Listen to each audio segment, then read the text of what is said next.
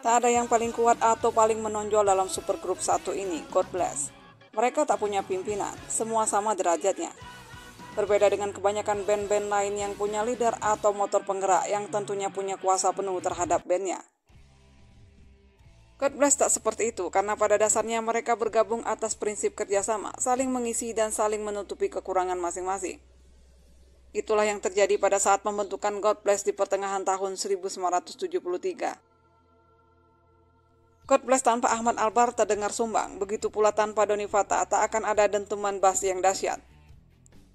Peranan Ian Antonio juga tak kalah penting sebagai gitaris, sama halnya dengan Yoki dan sederet drummer yang pernah tergabung. Mereka punya peranan penting dalam menciptakan harmoni dalam musik God Bless. Tapi sesungguhnya konsep God Bless lebih banyak dipegang oleh Albar dan Doni Fata, karena mereka berdua merupakan cikal bakal serta tonggak utama God Bless. Mereka berdua adalah pendiri awal yang masih bertahan. Albar dan Doni Fata merupakan pilar utama God Bless.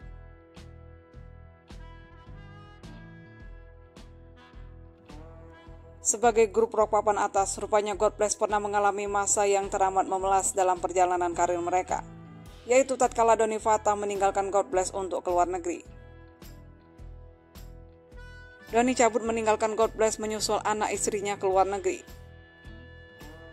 Berawal dari kekecewaan Doni Fata karena permasalahan penambahan sound system dan penambahan peralatan musik tidak dikabulkan oleh Aquang, manajer yang menangani God Bless kala itu. Doni adalah personel God Bless yang paling lantang meminta perubahan. Bagaimana God Bless bisa menghadapi SAS kalau sound systemnya kayak ember? SAS sudah pakai 6.000 watt, sedangkan God Bless masih 4.000 watt. Belum lagi dengan peralatan musik yang sudah ketinggalan zaman, God Bless bisa keok oleh band-band papan tengah, ujar Doni. Keadaan inilah yang sempat membuat God Bless diambang kehancuran. Apalagi putusan Doni untuk cabut dari God Bless. Doni memutuskan keluar negeri sekitar tahun 1982 hingga 1985. Ahmad Albar tak mampu menyembunyikan isi hatinya sejak Doni Fata berangkat ke luar negeri. Gue nggak bisa melarang Doni pergi, dia sudah berangkat untuk urusan pribadi keluarganya. Gue setengah modar sama Doni. Gue pikir nggak secepat ini Doni mau menyusul anak istrinya. Gue udah mencoba membujuk Doni untuk menunda keberangkatan. Tapi Doni tetap cabut meninggalkan God Bless. Perginya Doni membuat God Bless tanpa tiang. Keputusan Doni membuat Albar kecewa, sedih, bercampur aduk. Ia tak bisa berpikir apa-apa lagi tentang God Bless. Tapi Albar juga memikirkan God Bless nggak boleh mati. Akhirnya Albar berpikir untuk mencari pengganti Doni. Karena sampai kapanpun gue nggak bakal bubarin God Bless, ujar Albar. Tapi di sisi lain Albar juga ragu dengan sosok basis yang akan menggantikan Doni. Apakah bisa cepat beradaptasi? Majalah Aktuil, yaitu majalah musik yang tenar di masa itu, menyodorkan beberapa nama untuk calon basis God Bless. Di antaranya Mamat, Lexi Romanggit, dan Dedi Stanza. Ketika nama Dedi Stanza disodorkan, Albar lantas tertawa. Gue suka dengan Stanza, gayanya juga asik, bisa bikin hidup suasana panggung. Tapi kayaknya lebih enak berteman saja. Soalnya kalau gabung pasti rame, dan Stanza pribadinya tidak cocok dengan God Bless. Sempat latihan dengan Mamat, permainannya cukup bagus, tapi dia tidak bisa sinkron dengan permainan Teddy Sujaya. Karena di God Bless, bass dan drum sangat vital menentukan warna musik.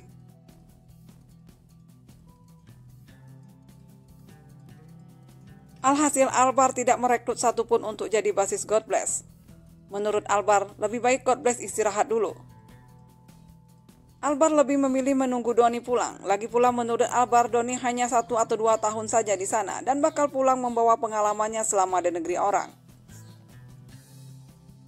Albar tidak mencari basis pengganti, lebih baik vakum dulu sampai Doni pulang.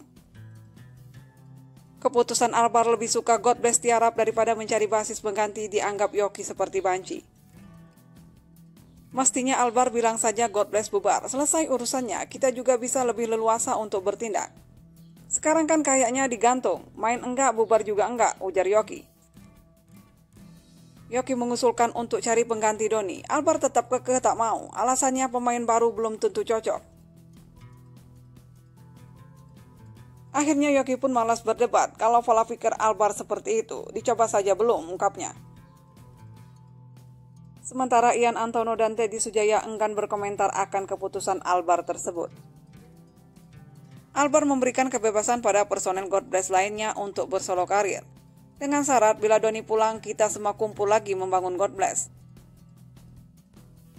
Walau sempat kecewa dengan keputusan Albar yang tak mau menjadi basis pengganti, tapi Yoki tetap memberitahu Albar ketika ia membantu menggarap album The Mercies.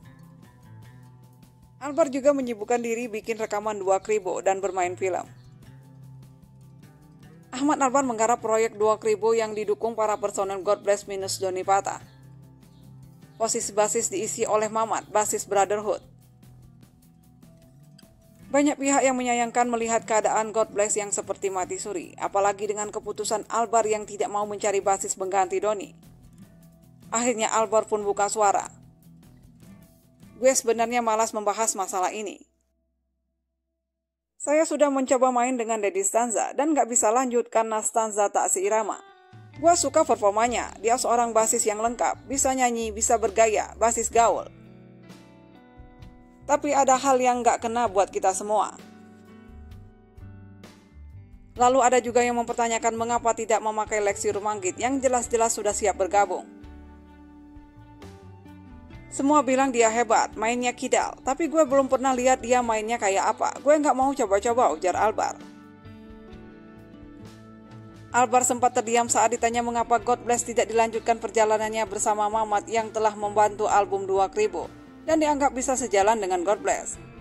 Daripada harus menunggu Doni yang belum tahu berapa lama dia berada di luar negeri, tak jelas kapan kembali ke Indonesia. Apakah God Bless tetap dijadikan mayat hidup yang ada sosoknya tapi pemainnya gentayangan jalan masing-masing mencari nafkah sendiri?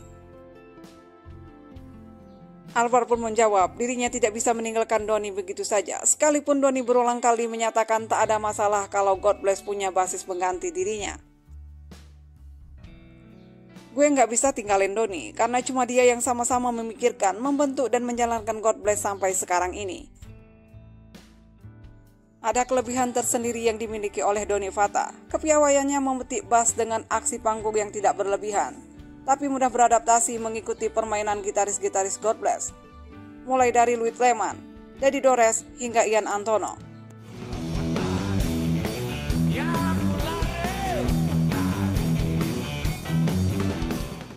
Meski posisi basis God Bless pernah diisi oleh Rudy Gagola, adik dari Doni Fata sendiri, mereka sering berjam session, namun mereka membantah kalau grup tersebut disebut God Bless. Sebagaimana saat mereka tampil di Balai Sidang Jakarta dengan formasi Ahmad Albar pada vokal, Ian Antono pada gitar, Rudy Gagola pada bass, Debbie Nasution pada keyboard, mereka menyebut bukan God Bless. Menurut Albar, tanpa Doni Fata itu bukanlah God Bless.